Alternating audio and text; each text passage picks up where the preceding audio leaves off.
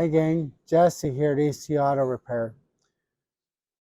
When a vehicle comes in for an oil change or an oil maintenance service, we feel like that you deserve to know about anything that might come up that would perhaps leave the vehicle unreliable, therefore putting you in a less than desirable situation. So one of the things that we do is we will test your battery. So I have my battery tester hooked up. We're going to actually conduct a test on the battery, go through the steps, we push enter, and this little thing will tell me the condition of your battery.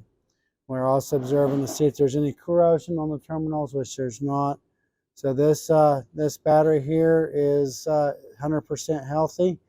It is saying it needs a little bit of a charge and then retest. However, we'll be able to handle all those things moving forward. So that's one of the things that we do. We're also just going to do a visual inspection underneath the hood before we raise it up to drain the oil and see if there's anything that just sticks out, such as a broken belt or a broken hose or a leaking hose or missing cap or just anything that sticks out. Just kind of like whenever you go into the doctor's office and the nurse is doing the preliminary check with you, taking your weight, taking your blood pressure, different things like that.